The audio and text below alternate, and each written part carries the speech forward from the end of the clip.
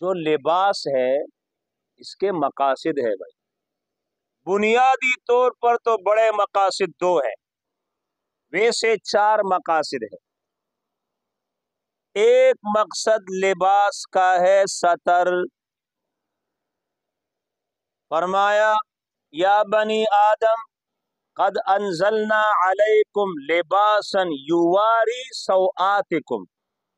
یواری جو چھپائے، سوآتکم. سوآت اس لیے کہا گیا کہ ایسی جگہ جس کے ظاہر ہونے سے آدمی پریشان ہوتا ہے، تو جو تمہارے شرمگاہوں کو چھپائے. تو لباس کا ایک اعلی مقصد یہ ہے تستر، آدمی پردے میں رہے. اور پھر لباس کے 3 عیب ہیں. کتنے؟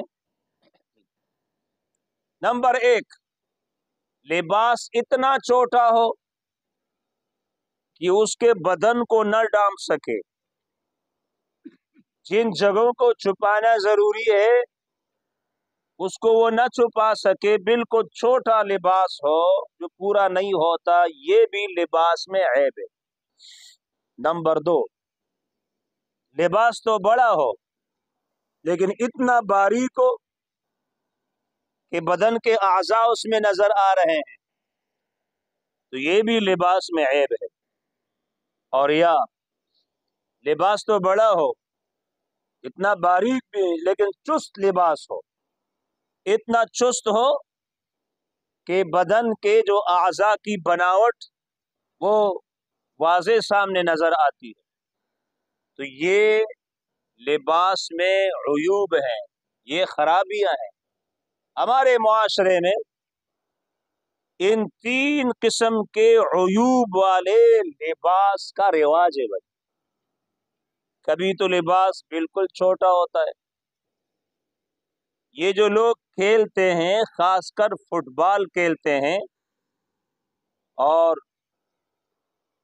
قمیص نہیں ہوتی لیکن یہاں پر جو چڈی ہوتی ہے اس میں یہ گھٹنا نظر آتا ہے.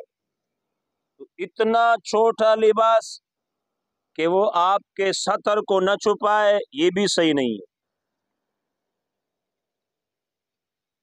اللہ چست لباس کہ اعضاء کی بناوٹ سامنے نظر آتی ہے، اور ایک باریک لباس. پھر خواتین کے لیے اس کے الگ مسائل، مردوں کے لیے اس کے الگ مسائل. لیکن یہ 3 قسم کے لباس جو ہے جس طرح مردوں کے لیے جائز نہیں ہے، یہ خواتین کے لیے بھی جائز ہے. تو سب سے پہلا مقصد لباس کا یہ ہے کہ آدمی باپردہ رہے، تستر ہو، ننگا نہ ہو. اللہ تعالیٰ نے انسان کو اشرف المخلوقات بنایا ہے. کرمنا بنی آدم، ہم نے بنی آدم کو مکرم، معزز، محترم بنایا ہے. یہ عام جانوروں کی طرح نہیں ہے. یہ جو گدھا ہوتا ہے اور یہ جو بیل ہوتا ہے ان کی ٹوپیاں ہوتی ہے؟ نہیں ہوتی. تو انسان کے لیے اللہ تعالیٰ نے کرامت والی چیزیں رکھی ہیں. اسی طرح یہ جو بیل ہیں، بھینس ہے، ان کا لباس ہوتا ہے؟ نہیں ہوتا ہے، کپڑے نہیں پہنتے. یہ اللہ تعالیٰ نے انسان کو یہ عظمت دی ہے، شرافت دی ہے، لیکن ہم خود اپنے آپ کو جانوروں میں شمار کرنے کی کوشش کرتے ہیں. ایسا نہیں ہونا چاہیے. تو سب سے پہلا مقصد لباس کا ہے تستر، پردہ. نمبر 2، لباس کا دوسرا مقصد ہے زینت. کیا ہے بھائی؟ کہ اس سے انسان خوبصورت نظر آتا ہے. لباس بھی اس طرح بنانا چاہیے کہ اس سے انسان جو ہے وہ خوبصورت نظر آئے.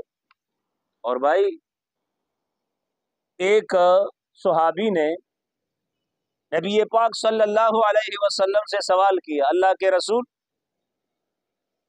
اگر میں اعلیٰ قسم کی یا خوبصورت قسم کا لباس پہن لوں نبی پاک अलैहिस्सलातु वस्सलाम ने फरमाया इसमें कोई मुज़ायका नहीं। इन्न अल्लाह जमील युहिब्बुल जमाल, अल्लाह ताला जमील है, जमाल को पसंद करता है।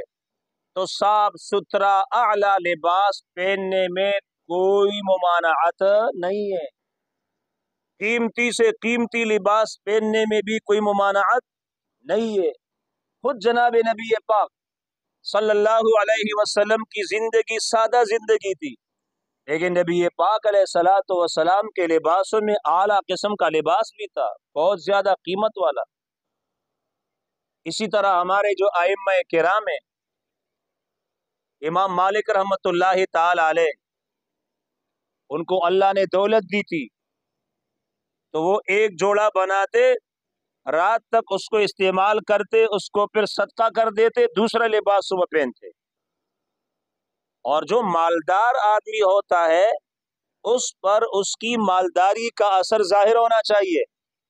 यानी कि अल्लाह ताला ने एक आदमी को दौलत दी है और वो इस किस्म के कपड़े पहनता है कि लोग समझे कोई भिखारी है, उसके चप्पल भी इस किस्म के होते हैं। सादगी अलग चीज है, सादगी अलग चीज है, लेकिन दौलत का असर जो है, ये नबी अलैहिस्सलातु वस्सलाम का फरमान है कि दौलत का असर जो है वो होना चाहिए।